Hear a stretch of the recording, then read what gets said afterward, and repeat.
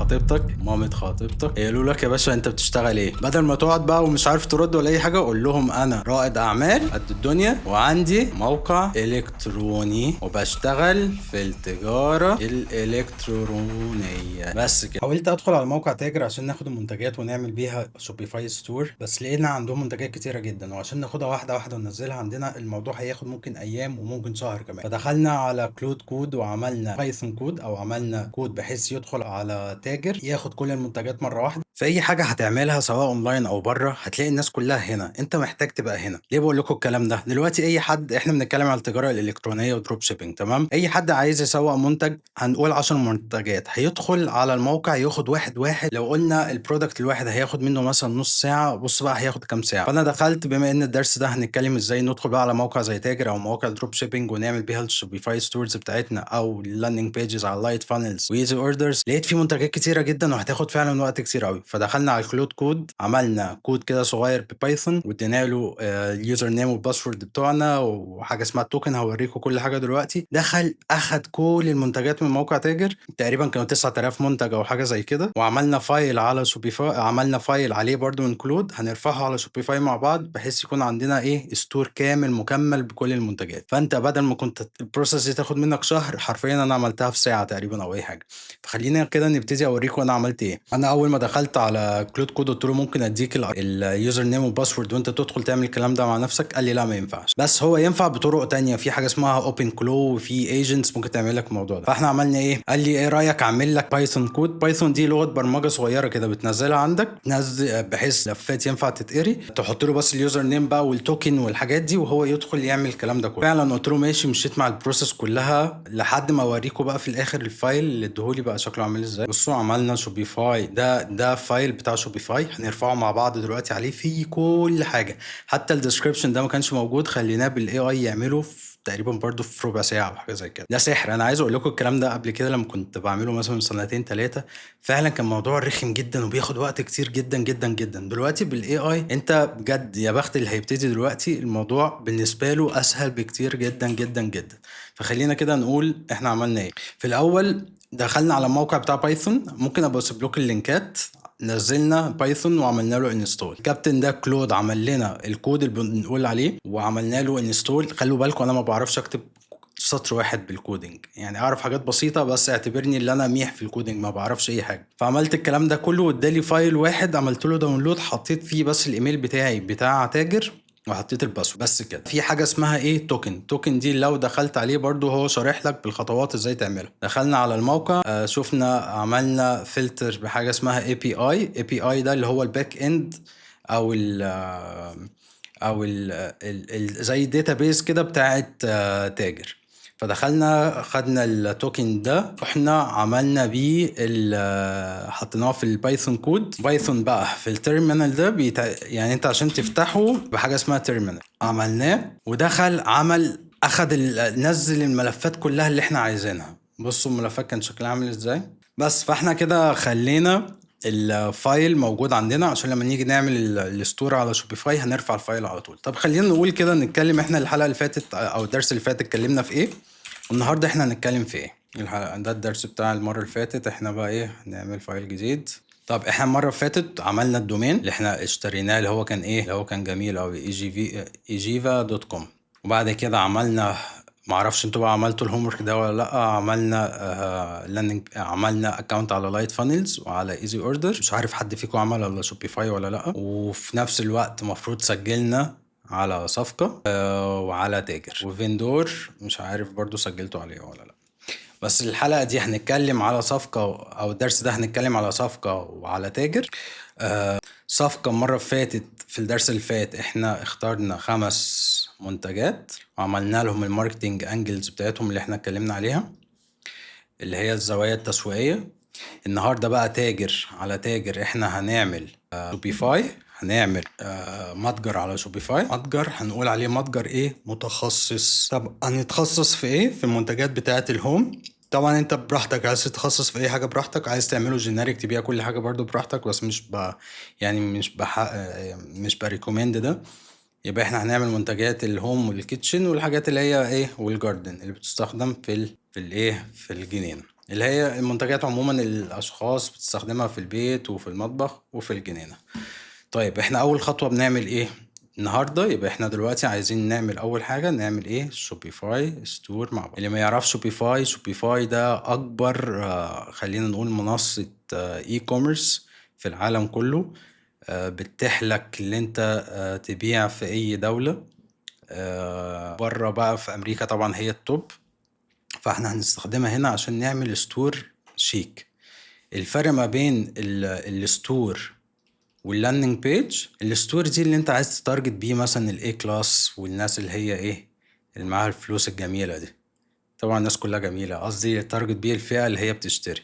اللايت فانلز دي لو انت عايز لايت فانلز او ايزي اوردر يعني اللي احنا هنتكلم عليهم، ده لو انت عايز تعمل صفحة بس كده يعني منتج وخلاص تبيعه مرة وخلاص.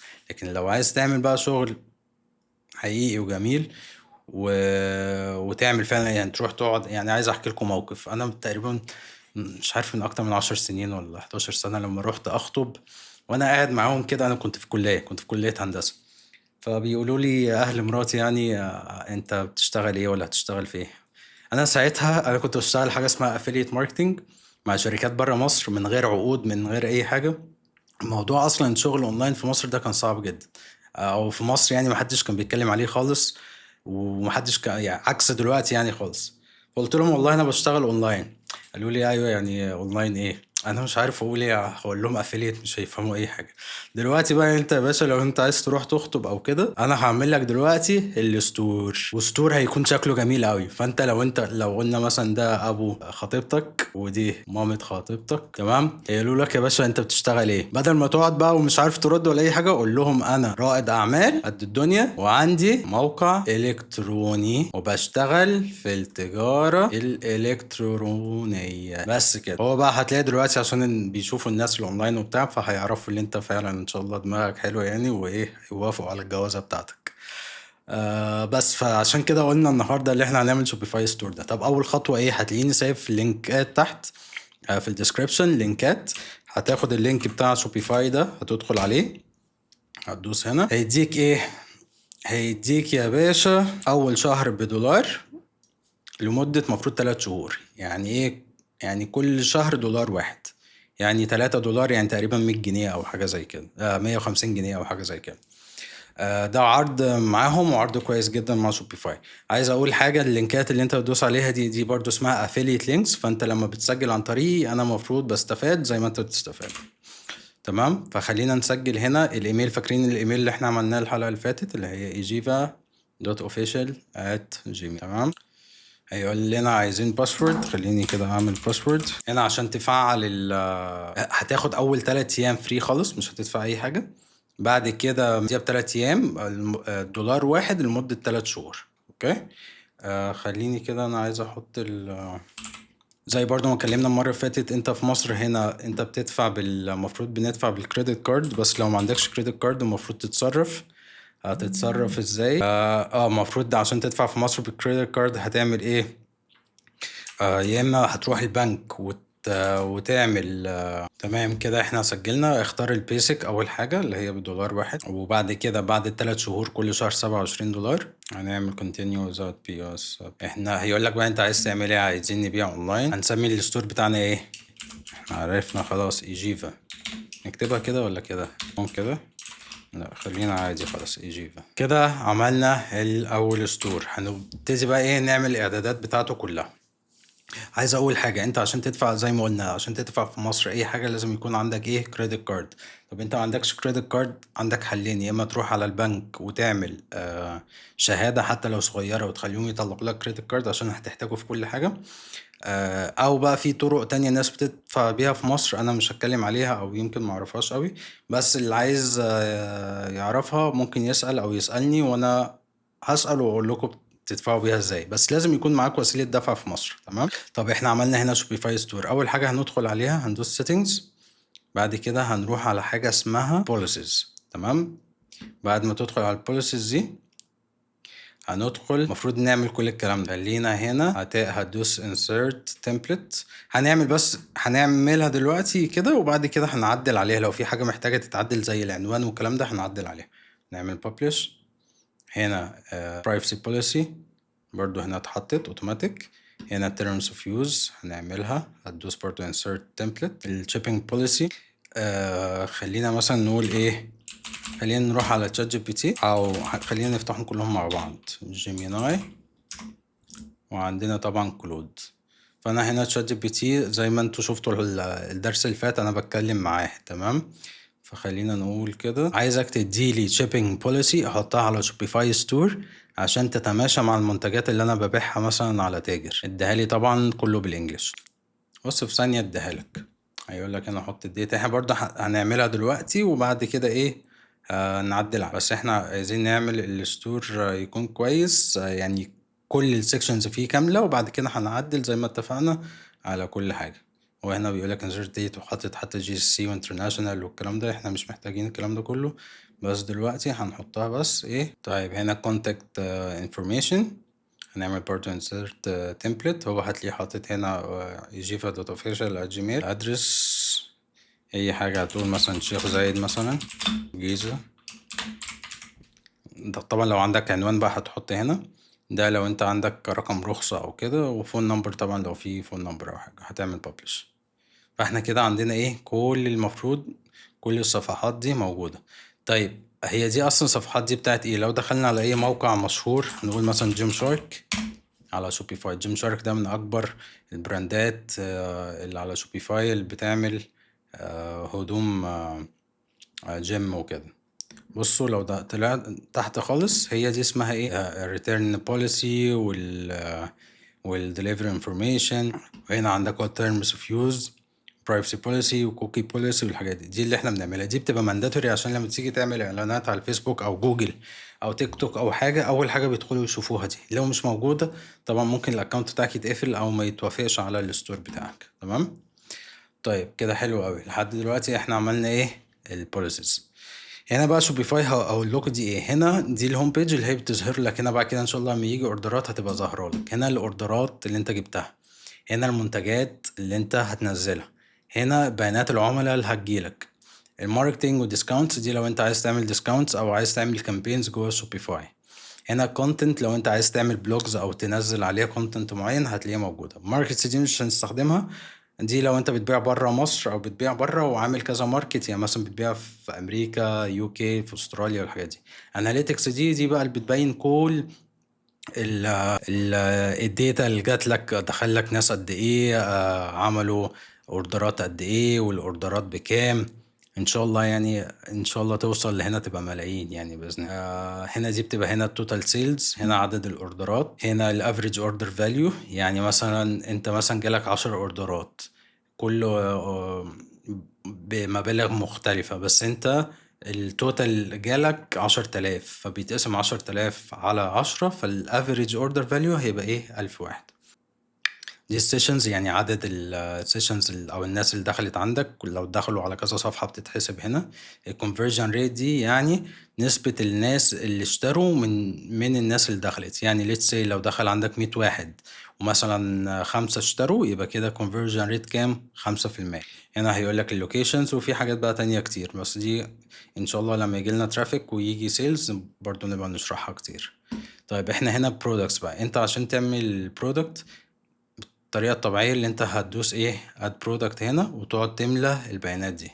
فانا زي ما قلت لكم واحنا على الكلود واحنا شغالين معاه، بدل يعني احنا الطريقة الطبيعية اللي انت هنا مثلا دخلت على موقع تاجر اللي احنا سجلنا عليه المرة اللي فاتت، مثلا انت عايز قلنا اللي احنا هنتكلم على المنتجات بتاعة الهوم، فاخترت الهوم بعد كده اول برودكتس. فتخيل مثلا انت عايز تنزل المنتج ده، هتاخد بقى واحدة واحدة. هتعمل اد برودكت، هتحط هنا التايتل اللي هو الاسم، بعد كده لو في description هنا هم مش حاطين description، بس الصورة برضو هتعمل داونلود للصور وبعد كده تقعد ترفعها هنا، تختار مكانها وتقعد ترفعها هنا. هنا السعر بتاع المنتج وتحط المنتج فيه منه كام قطعة. بس احنا بدل ما نقعد نعمل ده واحدة واحدة زي ما قلنا، انا دخلت على كلود، عملنا الكود اللي هو دخل ادينا له اليوزر نيم والباسورد بتاعنا، فدخل سحب كل المنتجات بتاعة تاجر، وبعد كده قسمناها للمنتجات اللي احنا قلنا عليها بتاعة الهوم والجاردن والكلام ده، وبعد كده ادانا ملف في الاخر خالص. قعدنا بقى طبعا نتكلم معاه، نقول له، انا قلت له يعني مثلا يزود سعر البيع بحيث يطلع لنا ايه 60% نت مارجن. مثلا لو حاجة المفروض هي معروضة ب795، احنا نقول له لا، احنا عايزين نبيعها ب1940. فعملناها كده بطريقة اوتوماتيك. بعد كده لو عايز تعدل سعر اي منتج بتدخل عليه وتعدل عليه براحتك. طيب بعد ما قعدنا كتير مع كلود كود، وموضوع بصراحة قعد حبة كتير عشان كان في بعد ما أخدنا المنتجات من تاجر حصل مشكلة إن مش الصور كلها ما جاتش، وفي منتجات كان فيها مشاكل معينة. المهم فضلنا، يعني مش هوجع دماغكم، بس فضلنا وراه كتير لحد ما ايه، بص كل ده كلام معاه هات وتعالى ونعمل برامج ونعمل كودز وبتاع. مهم يعني الحمد لله في الاخر خالص لو دخلنا على شوبيفاي هنا اهو هنلاقي كل المنتجات اللي احنا عايزينها بالصور بالبيانات بتاعتها بكل حاجة تمام.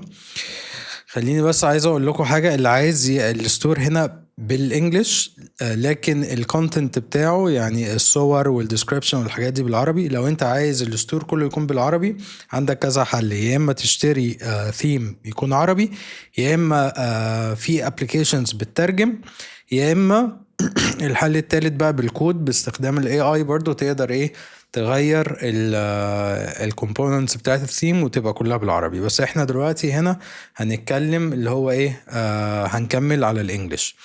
احنا خلينا نقول لو دخلنا هنا في الاونلاين ستور في الثيمز هتلاقي احنا دلوقتي بنستخدم ثيم اسمه هورايزون وده فري. لو عايزين ثيمز تانية بتدخل هنا على فيزيت ثيم ستورز او الستورز، يعني بيبقى عندك في فري وفي بيد.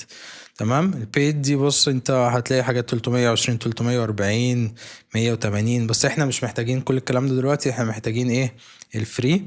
انا دايما برشح دون ده كويس جدا. وهورايزون برضو اللي هو محطوط دلوقتي ده عندنا برضو كويس.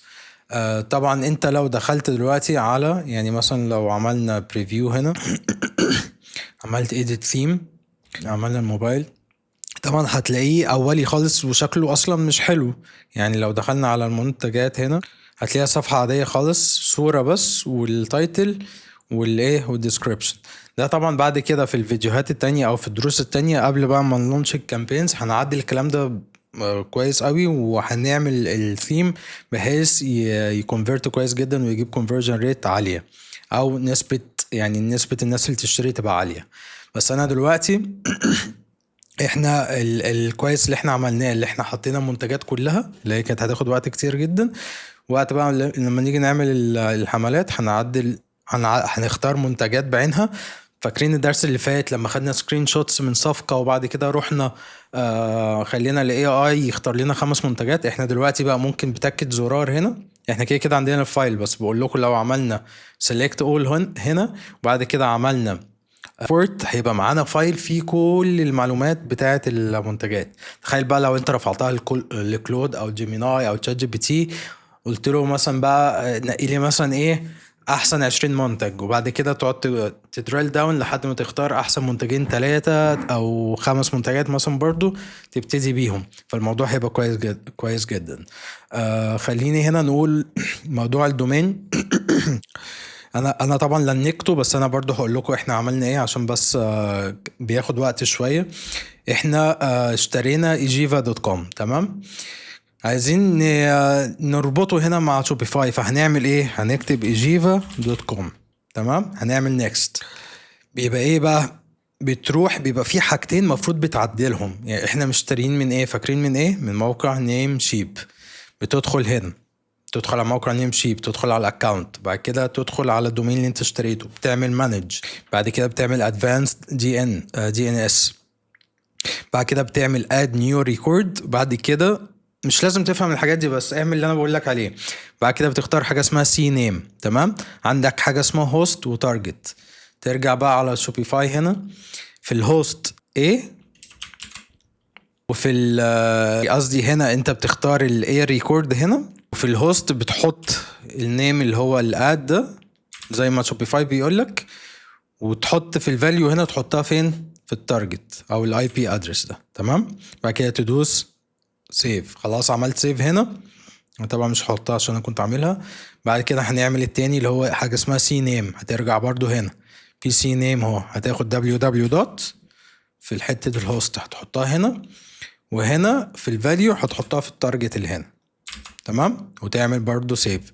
وانس اللي انت عملت كده هيقعد هنا يحمل شويه، هو ممكن ياخد ساعه او ساعتين او نص ساعه او ربع ساعه او 24 يوم او لحد 48 ساعه، لحد ما بيحصل حاجه اسمها دي ان اس بروباجيشن. يعني مش لازم برضو تفهم قوي يعني عقبال ما الدومين يشتغل في الاخر، بس انت وحظك انا عملتها من شويه والموضوع اتعمل على طول وبقى كونكتد اهو خلاص.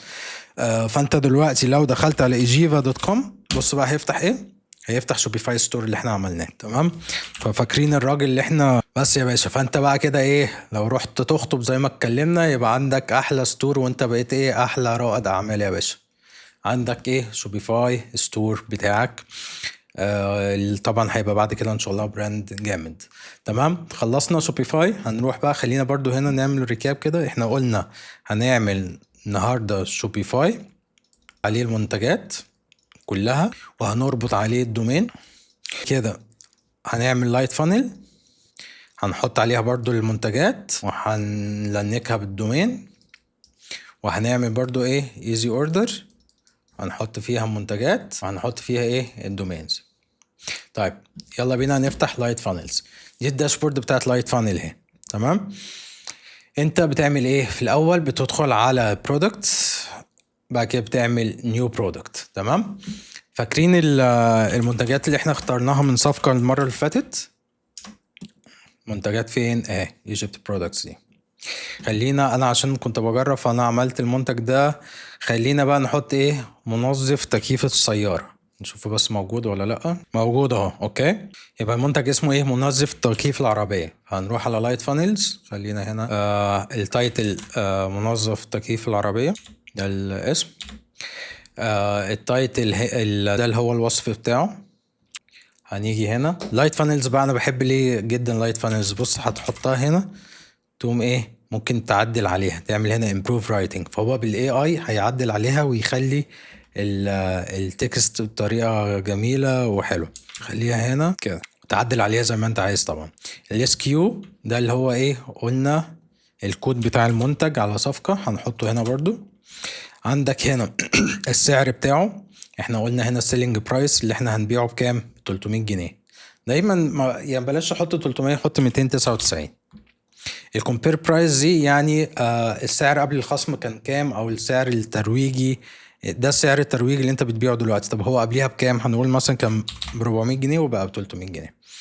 الشيبينج انت هنا بتعمل مانج شيبينج وبتختار الشحن، عايز الشحن بفلوس ولا بفلوس. انا عامل اتنين، عامل واحد شحن ب60 جنيه وشحن بفري. فانت هتدوس هنا وتختار ايه وتعملها الفري شيبينج. طب بتتعمل ازاي؟ بتدوس اد نيو جروب، بتسميها اللي انت عايزه. مثلا هنكتب هنا شحن مجانا مثلا، بعد كده اد اتعملت هنا اهو. بتدوس اد نيو شيبينج زون، يعني بتختار المنطقة. هتسمي المنطقة ايه؟ هنسميها مثلا مصر، البلد ايه ايجيبت. هنعمل سيف. لو بقى رجعنا تاني على هنا ودوست هنا هتلاقي ايه، نعمل بس هنعمل سيف. هنا هتلاقيها فين؟ هتلاقيها ظهرت ايه الشحن مجانا. تمام، ننزل بقى تحت شوية. بص بقى انا بحب اللايت فانلز ليه جدا. بصوا هو هنا بيعمل ايه ساحر. هتعمل اي اي جنريت للفيتشرز، الفيتشرز اللي هي المواصفات بتاعة المنتج مثلا. طيب انت هتقول له هنا ايه المواصفات، احنا كنا واخدينها اوريدي هنا اهو. هناخدها كوبي ونحطها هنا. بعد كده هنقول له العربي الدايلكت او اللكنه ايجيبشن، هتدوس جنريت. بص بقى السحر اللي هيحصل دلوقتي، عمل لك بقى ايه كل الفيتشرز بتاعتها بالاي اي لوحده، ولا بقى محتاج تستخدم شات جي بي تي ولا جيميناي ولا اي حاجه. هنعمل انسرت التستيمونيالز اللي هي الناس، كأن الناس اشتريتها وقالت رأيها ايه. برضو بتحط هنا برودكت ديسكريبشن وتختار العربي، تختار Egyptian وتعمل generate. عايز بقى اقول حاجة مهمة جدا في الحتة بتاعت في الحته بتاعه الريفيوز والتستمونيالز والحاجات دي، عشان فيها حرمانيه. لو انت مثلا حطيت ريفيوز وهي دي مش حقيقيه او مش انت اللي جايبها، او مش عملاء هم اللي جايبينها فعلا بتوعك، الموضوع ممكن يكون فيه حرمانيه.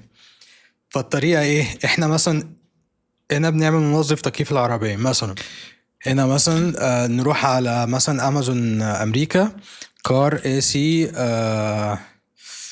كلينر مثلا، تمام. اكيد بص، اي منتج موجود طالما في الصين هتلاقيه في مصر، هتلاقيه في امريكا، هتلاقيه في اي حته. فاحنا دخلنا مثلا على امازون امريكا، فدوسنا هنا. انت تحاول اي منتج احنا بنبيعه غالبا هتلاقيه موجود، وخصوصا في المنتجات اللي هي بتاعت الهوم وكده. فانت هنا دخلت على الريفيوز اهو، هتلاقي امازون ايه بيديك ملخص عن الكاستمرز بيقولوا ايه. انا مش عارف هو ده نفس المنتج ولا لا. بس مش هو يعني، انت اقعد دور عليه لحد ما تجيب نفس المنتج بالظبط. فانت هنا في الريفيوز اهو، امازون بيقول لك customers finds a cleaning agent effective with one mentioning it works great for waterproofing shoes، وكمان بيستخدم في الرجل يعني تنظيف الشوز والكلام ده. فانت ايه، انت هنا في التستمونيالز بدل ما يعني هو هنا قال لك منتج غير لي كل حاجه، تكييف عربيتي رجع برد زي الاول ورائحه الهواء اتغيرت تماما. انت ممكن بقى تعدل هنا مثلا احمد حسني ده، تروح تجيب اسم واحد مثلا هنا فعلا اللي هو مستر ام ده، وتقول هو بيقول كده، تترجم ده بالعربي او بالمصري وتحطه. وما تقولش يعني في الريفيوز ما تقولش ان ده حد اشترى من الستور بتاعك، لا خليها على المنتج طالما انت متأكد اللي هو نفس المنتج وعارف اللي هو نفس الجودة وتحرته الدقة يعني. فحط الريفيوز بالطريقة اللي انا بقولك عليها دي، تمام. هتعمل احنا هنحطها دلوقتي اهو، وبعد كده نعدل عليها. بس بصوا هنا لايت فانلز، بصوا السحر عملها على طول ايه، وعملها كلام مصري مصري يعني، كأن واحدة اسمها سارة مجدي من المنصورة. تجربتي مع المنظف كانت رائعة، خلى التكييف ينقي الهواء ويبرد بشكل ممتاز. ولو دوست هنا ممكن بقى تحط صورة برضو للريفيو أو حاجة. ده التستمونيالز. الفاكيوز دي اللي هي frequently asked questions أو الأسئلة اللي أكثر تداولا. برضو لو عملت هنا بص السحر، هتحط برضو هنا ايه الديسكريبشن بتاع المنتج، هنختار عربي، بعد كده نختار Egyptian، هنعمل generate. هو بالاي اي بقى هيجيب ايه اكتر اسئله الناس ممكن تكون بتسالها. ازاي استخدم منظف تكييف العربيه ده. المنتج سهل جدا في الاستخدام، كل اللي محتاجه هو انك ترش منظف في فتحات التكييف، وبعد كده تشغل المروحة على اعلى سرعة، هتحس بفرق في ثواني. هل المنظف ده امن على تكييف السيارة؟ ممكن استخدمه على اي نوع عربيات. هو عامل جنريت لوحده، فهنعمل ايه انزرت برضو. بعد كده الريفيوز نفس القصة برضو، هتحط هنا اي اي جنريت، هتحط الوصف، وبعد كده هتختار العربي Egyptian، بعد كده جنريت. هو هيعمل برضو ريفيوز لوحده. برضو خلي بالكم من الحتة دي، مش هقعد اعيد بقى ازيد كل شوية. بصوا بقى، عمل احمد ويوسف وايه ريفيوز زي العسل. طيب هنا في حاجة تانية هنعدلها، لا هنعمل سيف. اوكي عملنا سيف. بعد ما نعمل سيف هنعمل ستارت سيلينج. هو هنا خلينا نقول فلايت فانلز وحتى في ايزي اوردر هو بيتكون من حاجتين، حاجة اسمها برودكت بيج او البرودكت نفسه يعني، سوري مش برودكت بيج، وحاجة اسمها فانل، تمام. يبقى ده زائد ده. لو قلنا لايت فانلز او ايزي اوردر او ايه او الحاجات اللي زي دول. البرودكت ايه اللي هو احنا الحاجات اللي احنا عملناها، الديسكريبشن الوصف بتاعه، الريفيوز، التستمونيالز، الكلام ده. الفانل دي بقى اللي هو المنتج اللي هيظهر فيها، تمام. عارفين الفانل دي يعني ايه؟ عارفين المنظر القمع ده اللي هو فوق، انت بتحاول تخلي الناس تيجي كلها هنا، اي حد مهتم او مش مهتم يدخل جوه الفانل دي، تقعد بقى تنزله تحت تحت تحت لحد ما تاخد يتبقى بس شوية ناس تحت هنا. الناس دي اللي انت ايه تعمل منهم فلوس جامدة. طب تعمل منهم فلوس جامدة ازاي؟ ممكن يشتري منتج واحد بس، او ممكن بتعمل له حاجة اسمها ابسل زي الداون سيل. في بقى حاجة تانية، في حاجات تانية يعني زيادة برضو عن الابسل او الداون سيل، اللي هو بدل ما يشتري منتج واحد، لا انت هتخليه يشتري اكتر من منتج. في حاجة اسمها باندلز برضو بتعملها. طب بتعملها ازاي؟ انت عموما في لما يجي يدخل على اي حد، يجي يدخل على اي صفحة بتاعتك واشترى، بعد ما بيشتري بيظهر له صفحة تانية اسمها ايه، ثانك يو بيج. الصفحه اللي هي بتقول له شكرا ان انت عملت اوردر، وان شاء الله في خلال ما اعرفش كام يوم الاوردر هيوصل لك او حاجه. فانت هنا في استخدام الفانل دي او القمع ده، انت في النص، في الحته اللي في النص دي بتحاول تعمل له الاب سيل والداون سيل. يعني هو هنا مثلا اشترى او حط اشترى كانه هيشتري المنتج بتاع منظف التكييف. انت ممكن في النص هنا تقول له ايه، طب ايه رأيك في مثلا فرش للسيارة كويس جدا، في دواسات للسيارة كويسة جدا، وتدي له بقى خصم جامد اوي 30% وبتاع. فبنسبة كبيرة بيشتروا، خصوصا بره في امريكا واوروبا وكده. هنا في الدول العربية ناس مش بتستخدمها قوي، بس هي فكرة كويسة. بس احنا في الشرح في الكورس ده هنتكلم لا على اللي هو على طول من البرودكت بيج للثانك يو بيج على طول، مش هنتكلم على الاب سيل والداون سيل والحاجات دي دلوقتي. تمام.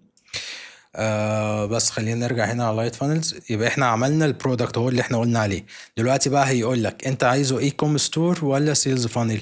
اي كوم ستور ده يبقى حاجه كده زي شوبيفاي، اللي انت بقى تعمل ستور وتنزل عليه كل المنتجات. احنا مش عايزين كده، احنا عايزينها سيلز فانل اللي احنا قلنا عليها، اللي هي لاندنج بيج بس. الستور احنا خلاص راضيين بشوبيفاي، اللي هو احسن طبعا، واحسن تول واحسن بلاتفورم في العالم كله. فاحنا هنختار السيلز فانل هنا، هنعمل نيكست. هنا بقى في تمبلتس كتير انت ممكن تعملها بالاي اي، وفي حاجات كتير جدا، في تمبلتس كتيره جدا. احنا هنختار واحد من هنا، وفي نفس الوقت هديكوا الفانل اللي انا استخدمتها. يعني ما شاء الله زي ما وريتكم، بصوا الحلقه اللي فاتت لو دخلنا هنا في الاناليتكس شفنا طبعا هو كان فيه قبل كده، بس يعني بصوا ما شاء الله عملنا 1,000,000 وشوية ريال سعودي. ولو جبنا على الكويت هتلاقي برضو أرقام كبيرة، وهتلاقي لو في مصر برضو عملنا أرقام كبيرة، 3,500,000 برضو في الإمارات. مهم يعني الفكرة اللي احنا استخدمنا نفس اللي أنا بقولك عليه ده، فلايت فانلز باستخدام لاندنج بيج واحدة بس. ممكن ابعتها لكم، اللي عايزها هديها لكم. هي اصلا لاندنج بيج دي يعني مش ادفانسد كمان زي دي، لاندنج بيج عاديه خالص ما فيهاش اي، هوريها لكم دلوقتي يعني. بس هنا عشان نعمل الفيديو هنختار مثلا التمبلت دي، هوري هنا اللغه عربي، بعد كده هنعمل نيكست. هنا بيقول لك separate check out page ولا check out on product page. يعني ايه؟ يعني الصفحه اللي احنا هنعملها دي الصفحه ايه اللي احنا هنبيع عليها. انت هنا ممكن هتحط صورة المنتج والبيانات بتاعته بتاعه، وبعد كده ممكن تحط الفورم بقى بتاعه. الفورم ده اللي هو الكاستمر بيحط بياناته، اسمه وايميله، وبعد كده بيعمل يدوس هنا باي ناو. دي في حالة اللي هو ايه، التشيك اوت اون برودكت بيج. لكن في الحالة التانية اللي هو المنتج هو كده يشوف بقى البيانات بتاعتها، بعد كده بيروح على حاجة اسمها تشيك اوت بيج، يحط البيانات بتاعته في صفحة منفصلة. الاتنين بيشتغلوا. انا الصراحة كنت شغال باللي هي السيبريت، بس الافضل دلوقتي اللي انت تستخدمها كفورم على طول جوه البيج، او يعني براحتك عايز تستخدم كده او كده. خلينا نعملها ايه السيبريت. هنا بقى بصوا الاب سيل والداون سيل اللي قلت لكم عليها، فاكرين القمع اللي كنت بقول لكم عليه من شويه، ده الاب سيل والداون سيل والثانك يو بيج والتشيك اوت بيج وكده. فاحنا ايه، مش هنعمل ولا اب سيل ولا داون سيل، هنعمل بس برودكت بيج والثانك يو بيج والتشيك اوت بيج. اللي هو برودكت بيج تودي على التشيك اوت بيج، وبعد كده تودي على الثانك يو بيج. هنسميها ايه هنا منتج مثلا، هنسميه اي سي كلينر. الكرنسي احنا في مصر فهنختارها مصر. كده هنعمل اوبن، هنفتح الفانل دي شكلها اوكي. هندخل في السيتنجز هنا، هنختار الفانل يو ار ال. فاكرين بقى الدومين اللي احنا لسه هنا ما عملناش على لايت فانلز، بس هوريكم على طول دلوقتي. خلينا ندخل نعمل الدومين. احنا عملنا الدومين بتاع شوبيفاي.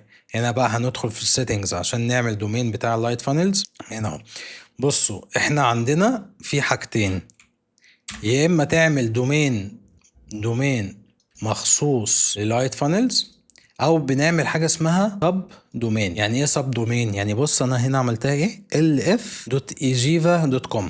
فانا استخدمت بدل ما اشتري دومين جديد خالص، لا خليت ejiva.com يروح على شوبيفاي، وخليت lf.ejiva نفس الدومين اهو، بس حاجه اسمها سب دومين او جزء من الدومين يروح على لايت فانلز.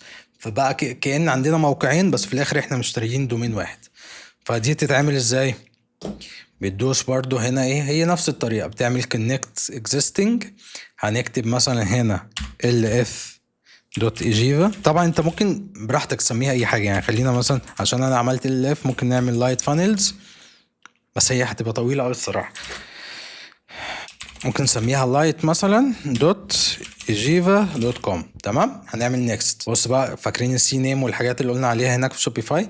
هتلاقي برضو هنا اهو انت محتاج تودي لايت على ده. فاحنا هناخد لايت دي، هنروح على النيم شيب، هنعمل برضو ايه نيو ريكورد، نختار السي نيم، نحط، وبعد كده نختار ايه بيودي في التارجت اللي هي shop.mylightfunnels.com في التارجت، ونعمل سيف. هيتعمل سيف، هيقعد شوية برضو زي ما قلنا، ساعة ساعتين او يوم او ربع ساعة انت وحظك. بعد ما يتعمل الخانة هنا بقى بتتحول، بتعمل فيريفاي، فبيقول لك والله انت خلاص كده كله تمام، زي ما حصل معايا هنا. خلينا بس نمسح ده، زي ما حصل معايا هنا اهو، وخلاص بقى الستاتس بتاعته انا سميته lf.ejiva. فانت لو رجعت هنا على نمشي هتلاقيني حاطط هنا فين lf بيودي على ايه shop my light funnels. تمام كده واضح هنا. خلي بالكوا عشان الموضوع ده هنعمله برضو في easy orders. خلينا هنا نخلي بقى ايه ده الميك برايمري، يعني يكون هو الاساسي بتاعنا. اوكي. ماي اي كوم سايت ده سب دومين اللايت فانلز بيدي. يعني انت ممكن ما تشتريش دومين على فكره، ممكن تستخدم زي ما انا مسميه هو zoro.myeecomsite.net. انت ممكن تسميه اي حاجه، ممكن تسميه ejiva.myeecomsite.net. انا ايه myecomsite.net ده انا مش شاريه، ده بتاع لايت فانلز. بس ده ومش كتير هيقول لك المعلومه دي، ده مش احسن حاجه لما تيجي تعمل اعلانات على الفيسبوك وجوجل وكده، عشان هتلاقي في ناس كتير، هتلاقي الوفات عاملين سب دومين على myecomsite.net. فهتلاقي في منهم كتير بيعملوا ابيوز، يعني بيبيعوا حاجات مش كويسه، بينصبوا على الناس وبتاع، فالفيسبوك بيبقى شايفك كانك انت واحد منهم. مع ان في مصر هتلاقي الاغلبيه العظمى بيستخدم يا اما السب دومين لو هو على اللايت فانلز ده، او بيستخدم السب دومين بتاع اسمها ايه ايزي اوردرز. تمام. فاحنا هنا خلينا نرجع تاني على البرودكتس اللي احنا عملناها، اللي هو منظف تكييف العربية. صحيح هنا في حاجة احنا ما عملناش، احنا ما حطيناش الصورة. انت هنا الصورة ممكن تعمل ابلود للصورة، وممكن تحط اليو ار ال. فانت لو دخلت على صفقة هنا، لو عملت رابط الوسائط، هتلاقيه هو هنا حاطط لك كتر خيرهم، يعني حاطين لك صور المنتجات. طبعا صور مش احسن حاجة، انت تاخدها بقى وتعدل عليها على بالاي اي زي ما انت عايز. وبرضه هوريكم لايت فانلز بيعملوا اي اي. لكن احنا هنا عشان السرعة يعني وننجز، هناخد هنا ده، هاخد كوبي ايمج ادرس واحط اليو ار ال هنا واعمل سيف. بعد كده انتوا بقى عدلوا براحتكم، انا بس بوريكم الخطوات بتبقى عاملة ازاي. طيب هو طول، هو المفروض بياخدها على طول، بس معرفش ليه طول هنا. ممكن نجرب تاني، لو ما اتعملش ممكن نعمل لها داونلود وبعد كده نرفعها. طيب خلاص، هو قعد كتير فهنعمل ابلود ليها. تمام، هنعمل سيلكت. المفروض بقى نعمل صور كتير، بس بص هنا عندهم حاجة جامدة قوي، عندهم generate images برضو بالاي اي. هنختار هنا الصورة اللي احنا عملناها، بعد كده بيقول لك بقى عايزه برودكت اونلي ولا ستوديو سيت اب ولا كلوز اب ديتيل ولا لايف ستايل اندور ولا لايف ستايل اوت دور، او كذا حاجة تانية. هنعمل لايف ستايل اوت دور، هيقول لك اختار الستايل. خلينا نقول مثلا ايه 3D render ده. تمام، هنعمل generate image. لايت فانلز جامدين قوي يا جماعه في الحاجات دي، وبجد انا بحبهم جدا يعني. الحل التاني اللي انت الصوره اللي انا خدتها دي، ممكن تدخل بقى على ايه جيميناي مثلا.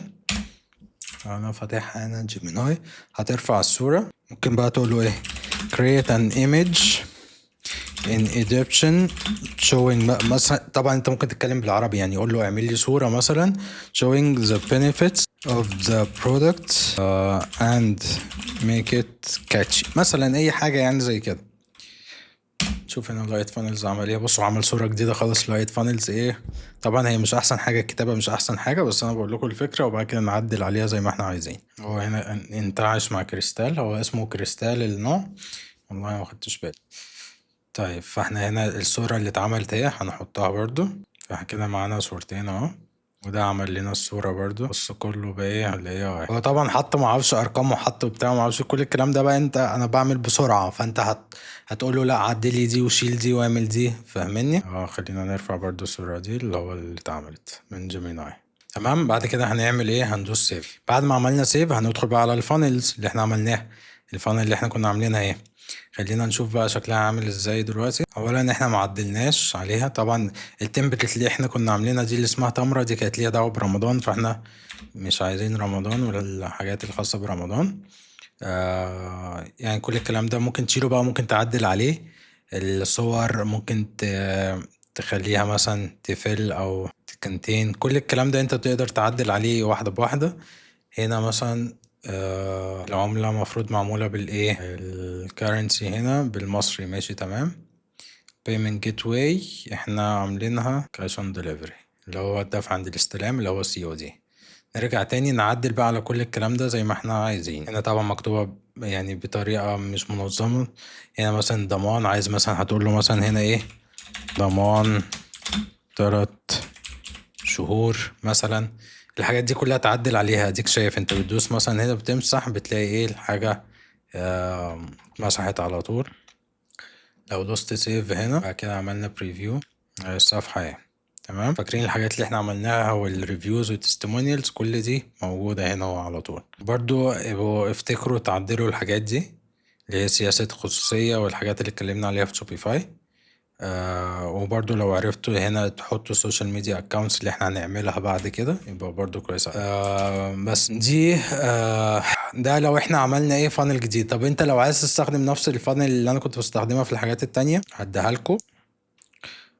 خلينا نقول هنا لو حد عايزها ابقوا قولوا لي، اللي انا جبت بيها النتائج دي كلها اللي فاتت. فانت هتدخل مثلا هتعمل هنا اللي دي كلون او هتعمل واحدة جديدة منها، هتدوس عليها هتعمل قصدي هنا import funnel، هتحط التوكن اللي انا هديها لك. بوم، لقيت بقى ايه نفس الفانل اللي انا عملتها. تعالى اوريكم بقى انها حاجة عادية خالص. هنختار المنتج طبعا اللي احنا عملناه اللي هو منظف تكييف العربية، ونعدل بس عشان هي ممكن تكون ما كانتش بالمصري ولا بالمصري currency او بالسعودي، هنخليها بالمصري. هنسيف.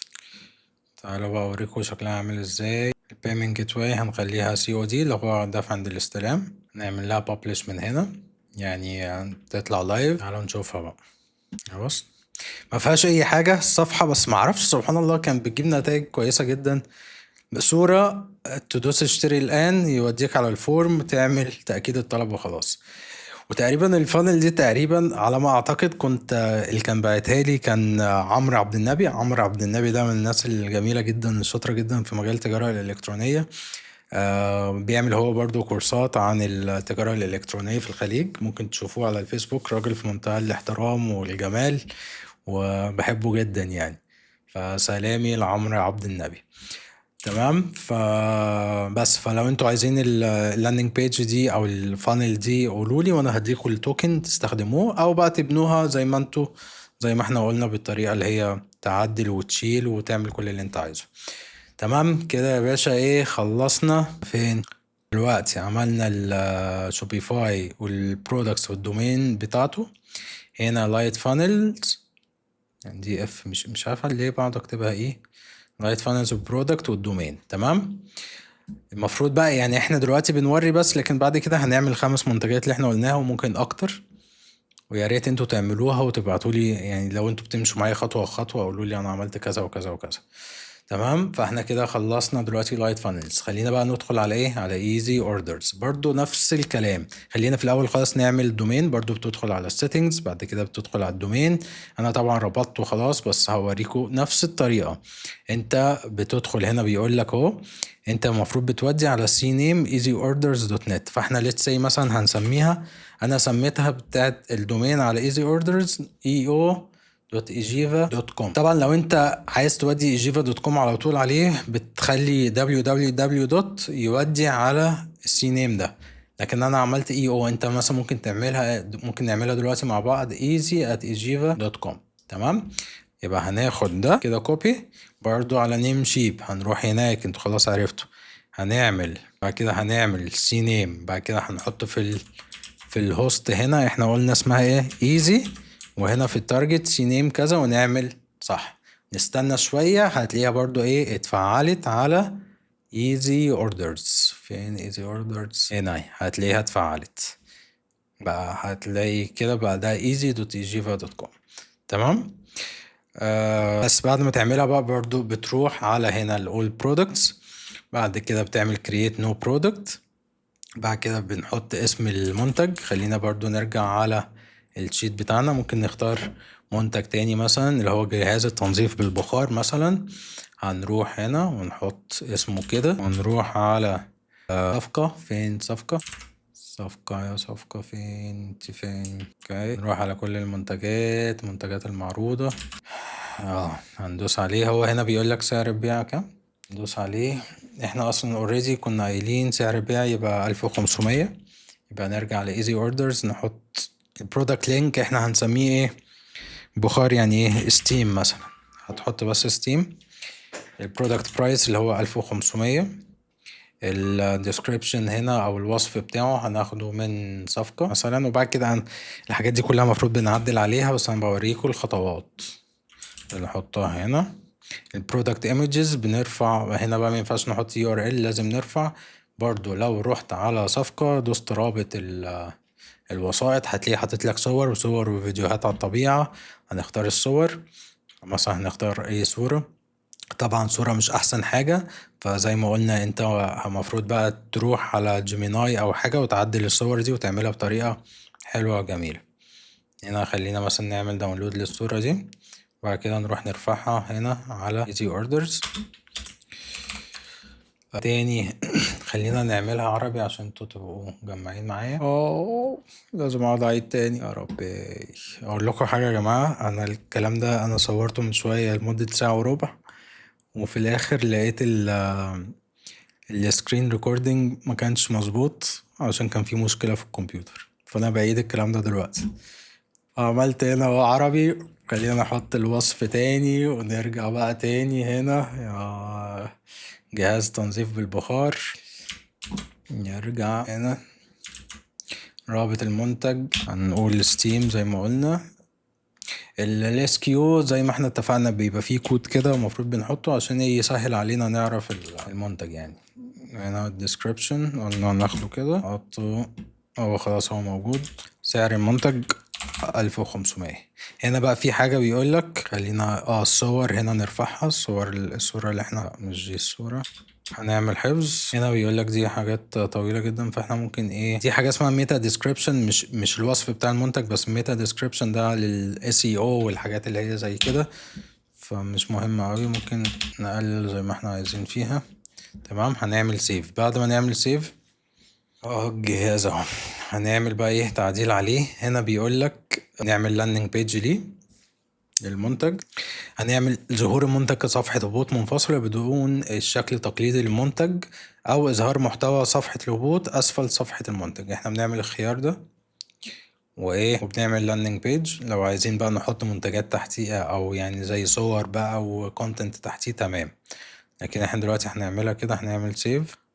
تعالى نشوف المنتج مع بعض اللي احنا الصورة هنا. هنا العملة معمولة بالعراقي عشان كنت ببيع حاجة في العراق. خلينا هنا مصر، جنيه مصري. نعمل حفظ، نرجع تاني نشوف البيج. الصورة، التايتل، الديسكريبشن، السعر. هنا لو حد درس الطلب هيروح يعمل يكتب بقى بياناته يعني. هنا الوصف. طبعا الحاجات دي بتتعدل عليها. عايز اقول حاجة مهمة جدا، لو انت عايز تعمل احسن حد يساعدك في حته الايزي اوردرز. انا ايزي اوردرز الصراحه ما استخدمتهاش كتير، بس عندهم ميزه اللي انت برضو زي لايت فانلز، اللي انت ممكن تاخد تمبلت او حاجه وتنزلها وتشتغل عليها. ففي حد اسمه مناد هشام، ده احسن واحد بيشتغل اعرفه يعني، شغال في مصر وفي الخليج في حته اللاندنج بيجز وايزي اوردرز والاعلانات وكل حاجه ليها دعوه بالاي كوميرس. مناد شغال معايا من زمان جدا. كل الارقام اللي انتوا بتشوفوها والحاجات الحلوه اللي عملناها كان تقريبا بسبب مناد. فلو عايزينه يساعدكم ممكن تعملوا حط كويسه على ايزي اوردرز، او يساعدكم في الاعلانات، او اللي انتوا تعملوا اي حاجه. هسيب لكم اللينك بتاع مناد، وهو هتلاقيه برضو عامل شرح عن ازاي تعمل لاندنج بيج على ايزي اوردرز عنده على اليوتيوب. هحط لكم اللينك بتاع الفيسبوك بتاعه، كلموه، هو هيساعدكم في كل حاجه ليها دعوه بايزي اوردرز وعموما في الاي كوميرس. تمام. يبقى احنا كده دلوقتي عملنا برضو تالت حاجة اهي، عملنا ايزي اوردر، الايزي اوردرز البرودكتس والايه والدومين. فاحنا كده جهز معانا شوبيفاي، وجهز معانا لايت فانلز، وجهز معانا ايزي اوردرز. طيب الحلقة الجاية بقى او الدرس الجاي المفروض نعمل ايه؟ مفروض نسطب السوشيال ميديا اكاونتس، ونظبط الاد اكاونتس، الاعلانات، الحسابات الاعلانية على ميتا اللي هي فيسبوك وانستجرام، وعلى تيك توك. اليوتيوب وجوجل مش هنشتغل عليهم دلوقتي، دول ادفانسد شوية. وبعد ما نخلص دول هنرجع تاني على شوبيفاي ولايت فانلز وايزي اوردرز، اللي احنا نعمل صفحات فعلا ينفع تطلع للاعلانات وتكون متظبطه خالص ومية مية. الدروس بقى اللي بعديها بعد ما نظبط الكلام ده هيبقى فيه درس بقى للايه، للكامبينز، الحملات الاعلانيه عشان تبتدي تطلع، او هنعمل كامبينز عشان تبتدي تطلع اول دولار او اول جنيه. مش هنقول جنيه بقى، هنقول ان شاء الله اول مثلا 10,000 جنيه. فاعمل سبسكرايب ولايك للفيديو ده واعمل شير، ولو احتجت اي حاجة ابعتلي، وان شاء الله الدرس الجديد هينزل قريب جدا.